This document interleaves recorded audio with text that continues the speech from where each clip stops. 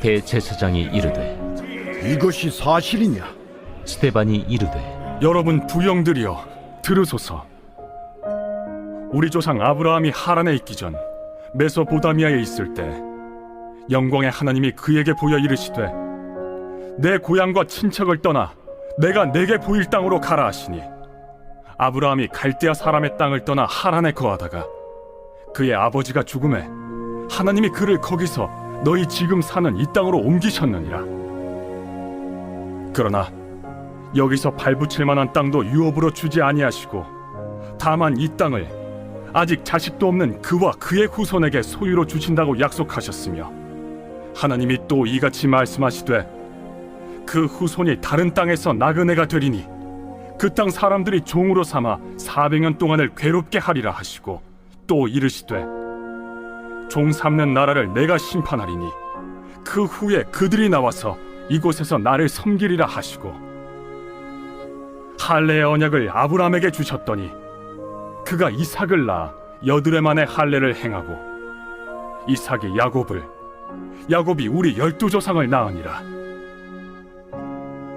여러 조상의 요셉을 시기하여 애굽에 팔았더니 하나님이 그와 함께 계셔 그 모든 환난에서 건져내사 애굽 왕 바로 앞에서 은총과 지혜를 주시매 바로가 그를 애굽과 자기 온 집의 통치자로 세웠느니라.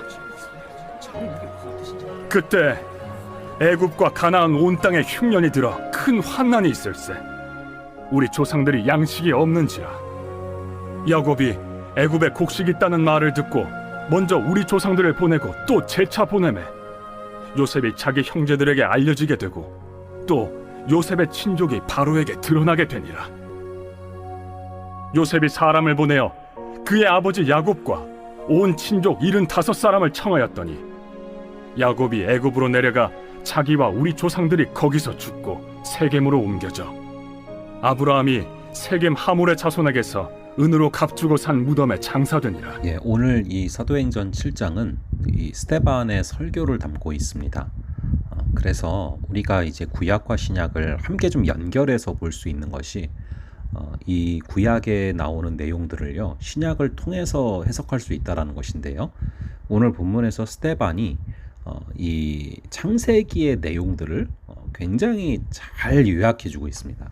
그래서 이것을 통해서 창세기를 보면은 또 이 창세기를 또 새롭게 볼 수 있고 더 깊게 이해할 수 있는데요. 그래서 7장 전체를 보시면은 스데반의 설교가 2절부터 50절까지 나옵니다. 굉장히 긴 메시지죠. 그래서 구약의 창세기부터 말라기까지 39권의 방대한 분량을 딱 50절로 압축해서 요약해서 아주 귀한 교훈을 전해주고 있는데요. 오늘 우리가 읽은 본문은 2절부터 16절까지 창세기의 요약이라고 볼 수 있습니다. 이게 참 놀라운 게요. 스데반이 지금 공격을 받아서 죽음의 위기에 처해 있는 상황, 즉 절박한 상황인데 그 가운데서 그런 생명이 오가는 상황 속에서 구약 성경을 어떻게 이렇게 일목요연하게 정리하고 선포했는지 굉장히 놀라운 말씀입니다. 정말 스데반은 놀라운 사람이죠. 그래서 이게 막 방에서 공부하고 나와서 말씀을 전한 게 아니라 아주 갑작스럽게 전하게 됐지만 술술 이 골격이 나왔다라는 것입니다. 그만큼 성령과 권능과 믿음과 지혜가 충만한 사람이었다라는 것을 알 수 있는데요. 1, 2절에 보시면 대제사장이 이르되 이것이 사실이냐? 스데반이 이르되 여러분 부영들이여 들으소서. 우리 조상 아브라함이 하란에 있기 전 메소포다미아에 있을 때에 영광의 하나님이 그에게 보여.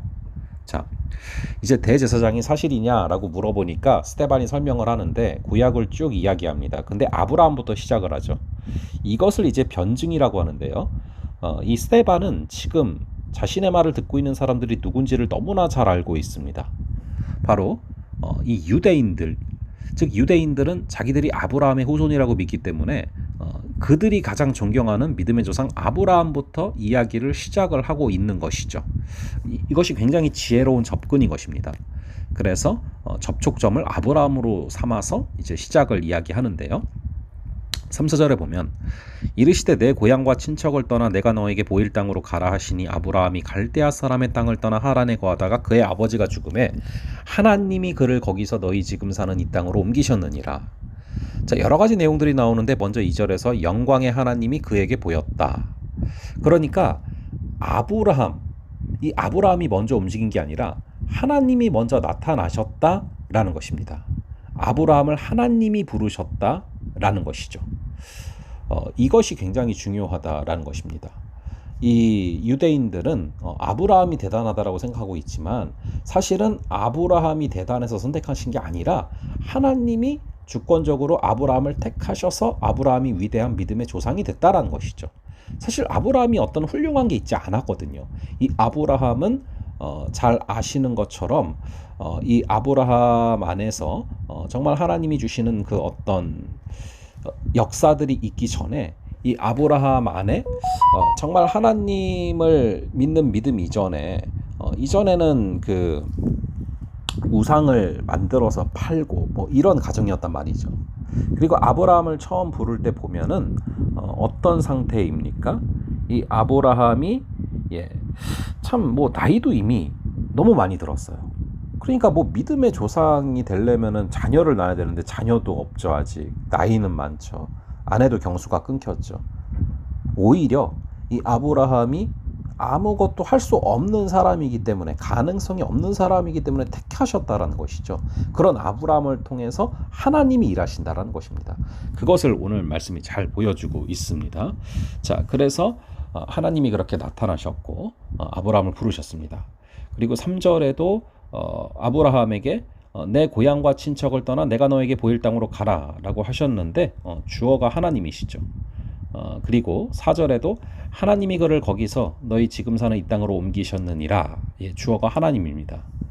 아브라함을 부르신 분도 하나님이시고 가라고 지시하신 분도 하나님이시고 이 땅으로 옮긴 분도 하나님이시라고 스데반은 지적하고 있습니다.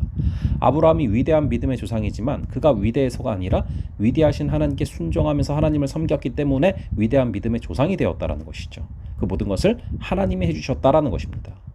스데반이 전한 메시지가 바로 그겁니다. 이 모든 것을 하나님이 하셨다라는 것, 이것을 이제 강조하고 있는 것이죠. 자, 그리고 또 계속해서 강조하는 것이요.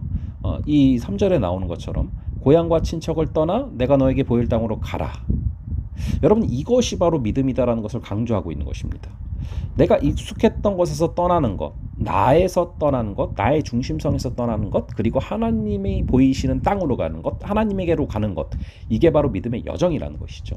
이것들을 좀 우리가 기억하면서 이 창세기에 나오는 그 하나님의 그 원리를 좀 기억하며 걸어갈 수 있는 그런 오늘 하루 되기를 바랍니다. 잠시 기도하겠습니다. 아버지 하나님, 오늘 이 스데반 집사님의 이 설교를 통하여서 다시금 창세기를 바라봅니다. 이 아브라함에게 어떤 근거가 있어서가 아니라 하나님께서 아브라함을 택하셔서 이 아브라함을 위대한 믿음의 조상으로 삼으셨음을 바라봅니다. 우리 안에도 어떠한 그런 능력이 없지만 어떠한 근거가 없지만 하나님이 택하셨기 때문에 하나님의 또 자녀로서 하나님의 또 후손으로서 걸어갈 수 있음을 다시금 고백합니다. 주님 붙들어 주시고 인도하여 주시옵소서. 고향과 친척을 떠나서 내가 너에게 보일 땅으로 가라 말씀하신 것처럼 오늘도 나 중심성에서 떠나서 그리스도에게로 갈 수 있는 크신 은혜를 허락하여 주시옵소서. 감사드리고 이 모든 말씀 우리 주 예수 그리스도의 이름으로 기도합니다. 아멘. 그럼 또 다음번에 뵙도록 하겠습니다.